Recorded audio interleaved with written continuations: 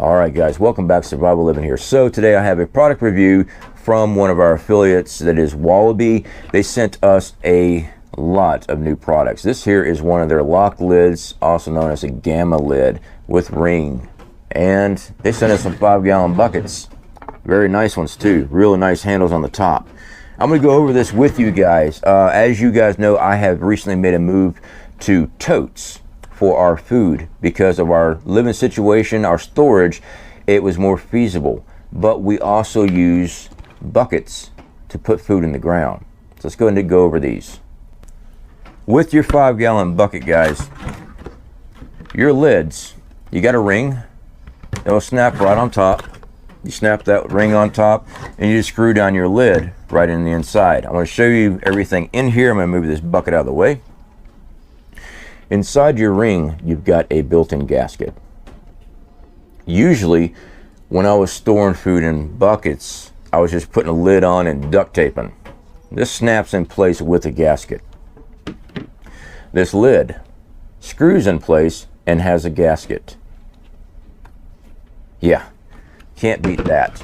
So, with these buckets, guys, you can stack them. Our plan is burying them. All right, as you guys know, we put food in the ground, and I've spoken on this many of times. You got to be below your frost line in your area. Basically, you're creating a root cellar with these, okay? If you can't afford to build a root cellar, or you need to put food in drop-off locations to a bug-out location, things like that, or other supplies, buckets are a great idea because only you know where it's buried, and only you know what's in it. So we put food in many different locations. You want to be 8 inches below your frost line. Now I know some people live in different climates than I do, and their frost line is like 5 feet down. So this might not be feasible for you, but I'll show you what we do here. Along with these buckets, guys, they have sent these silicate packs. This gets moisture out of these buckets. Okay, so when you mylar your food, you put your mylar in there, you're already using an O2 absorber. That protects that food.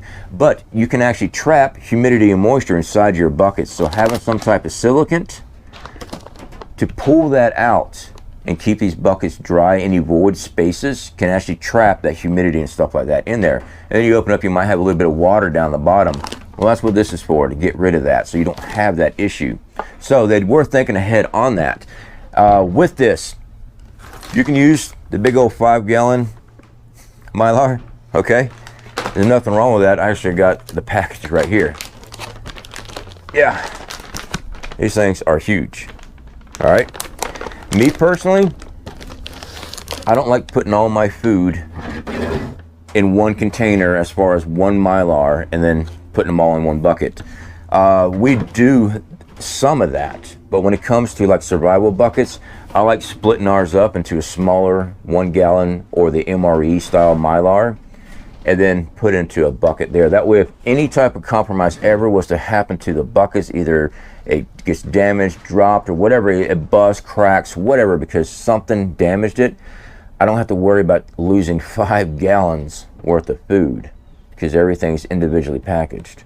So that's up to you on how you store that. That's just what we do.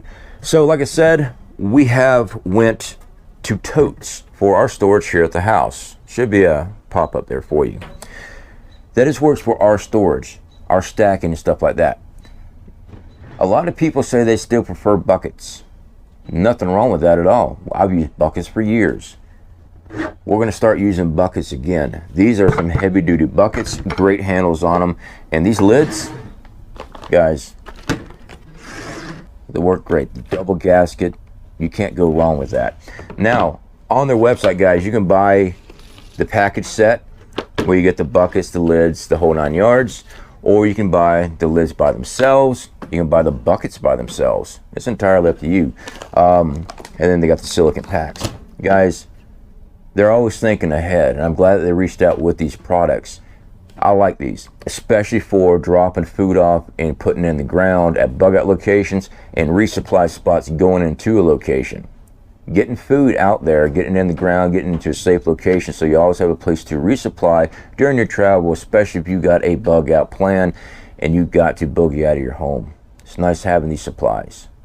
So anyway, guys, with Wallaby products, we are affiliated. Their links are in the description. You decide to purchase through our links, we make a small commission. That small commission does not cost you anymore, but it does help fund everything we're doing here at the house with all our projects. So if you use our links, awesome. If you don't want to use our links, no problem. Definitely check out products to keep your food safe, all right? You don't have to use my link. If you'd like another YouTuber better that's also selling the same products, showing the same products, use their links. As long as you're stocking up and you're protecting your food, you're protecting your family. That's all that matters. All right, guys, definitely do appreciate you hanging out with me. To Wallaby, definitely appreciate you thinking about us and send us this product. We're going to be doing some more videos on this, guys. We're going to be putting these things in the ground. Unfortunately, once it goes in the ground, we got to let some time go by before we pull it up to show you how, the durability and things like that. So that video is going to take a little while. But they sent us a lot of new Mylar bags, new Mylar material. So we'll be doing a lot more Mylar because I've got a whole bunch of food that has to be Mylar'd up. If you guys remember one of our last videos, we just picked up, I believe it was 48 boxes of macaroni. Yeah, we Mylar that up as well. So definitely be watching for those videos. Please keep stockpiling food. It is very easy and cost effective to store normal canned goods and dry goods, all right, for SHTF.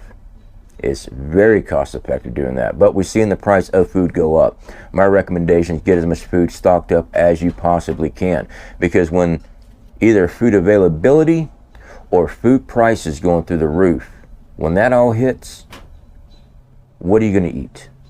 How are you going to be able to acquire this food? Best things, have things prepared for your family. All right, guys, speak to y'all later.